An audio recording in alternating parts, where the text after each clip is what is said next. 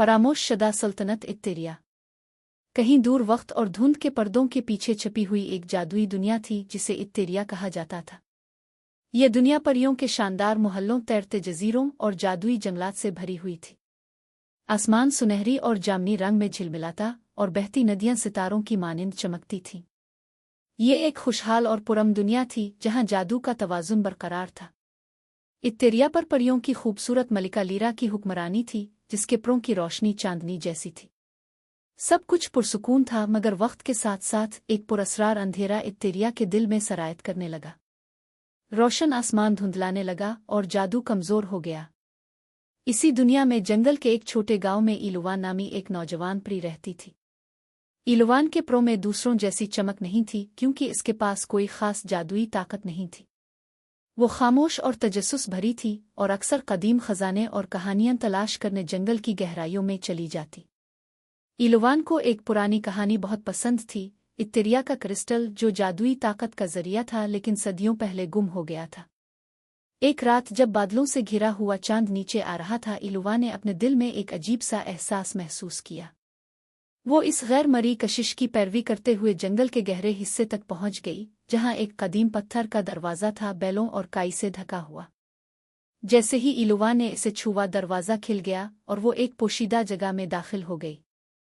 इस जगह के बीचों बीच एक चमकता हुआ दरख्त था, जिसकी शाखें चांदनी में नहाई हुई थीं। दरख्त के नीचे एक छोटा सा डब्बा था जो सुनहरे हुरूफ से मुज़य्यन था। इलुवान ने डब्बा खोला और इसमें एक पुरानी तहरीर पाई, जिस पर लिखा था, इत्तेरिया का क्रिस्टल फरामोश शदा सल्तनत में छुपा है, जहां साया इंतजार करता है। जो जादू से महरूम है वही रोशनी को बहाल कर सकता है। ये पढ़कर इलुवान का दिल जोर से धड़कने लगा। फरामोश शदा सल्तनत, वो सल्तनत जिसका कोई जिक्र नहीं करता था, क्योंकि कहा जाता था कि अंधेरों ने इसे निगल लिया था। इसी लम्हे एक सायादार शख्सियत इलुवान के सामने नमूदार हुई। ये साया मुहाफिज था, जो एक सिया जादू की मखलूक थी। तुम यहाँ नहीं आ सकती थी, मुहाफिज ने कहा। तुम बहुत देर कर चुकी हो। अंधेरा हर रोज बढ़ रहा है और जल्द ही ये पूरे इत्तेरिया को निगल लेगा। इलुवान ने हिम्मत नहीं हारी। मैं क्रिस्टल तलाश करके इत्तेरिया को बचाऊंगी, इसने मुहाफिज को जवाब दिया। मुहाफिज ने इसे खबरदार किया, फरामोश शदा सल्तनत में जाने वाले कभी वापस नहीं आते। वहां सिर्फ अंधेरा है और धुक। मगर इलुवान ने खतरात की परवाह किए बगैर कदम आगे बढ़ाया और फरामोश शदा सल्तनत का सफ़र शुरू किया। कई घंटों के बाद वो एक कदीम पत्थर की दीवार तक पहुंची, जिस पर अजीब व गरीब रोशन निशान बने हुए थे। दीवार ने पानी की तरह लहरें लें और इलुवान को अंदर ले गई। अंदर दाखिल होते ही दुनिया बदल गई। इत्तेरिया की रोशनियां खत्म हो गईं और हर तरफ सियाह और सफ़ेद साए फैल गए। हुआ सर्द थी और हर कदम पर अंधेरा इलुवान के दिल में घुसता जा रहा था। ये फरामोश शदा सल्तनत थी जो सदियों से गुम थी। रास्ते में इलुवान को अजीब और खौफनाक मखलूक़ों का सामना करना पड़ा, मगर वो आगे बढ़ती रही, यहाँ तक कि एक पुराना किला नजर आया जो अंधेरे के दरमियान ऊंची दीवारों के पीछे छुपा हुआ था।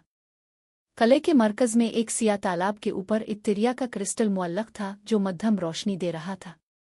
लेकिन इसके सामने एक सियापोश शख्सियत खड़ी थी, जिसकी आंखों में शोले जल रहे थे। तुम सोचती हो कि तुम क्रिस्टल को बचा सकती हो? वो शख्सियत गुस्से से बोली। ये सल्तनत अब मेरे अंधेरों की है। इलुवान ने जवाब दिया, तुम अंधेरे के मालिक नहीं हो। मैं रोशनी को वापस लाऊंगी। इलुवान ने एक कदम आगे बढ़ाया और क्रिस्टल को छूने के लिए हाथ बढ़ाया। अचानक क्रिस्टल से जबरदस्त रोशनी फूट निकली, जिसने अंधेरों को धकेल दिया। सिया शख्सियत चीखते हुए गायब हो गई और सल्तनत में रोशनी वापस आ गई। जब इलुवान क्रिस्टल को लेकर वापस इत्तेरिया पहुंची तो वहां का माहौल दोबारा खुशगवार हो गया। मलिका लीरा और सब परियों ने इलुवान को हीरो के तौर पर खुश आमदीद कहा। आज भी इलुवान की बहादुरी की दास्तान इत्तेरिया में सुनाई जाती है और उसका नाम हमेशा याद रखा जाता है।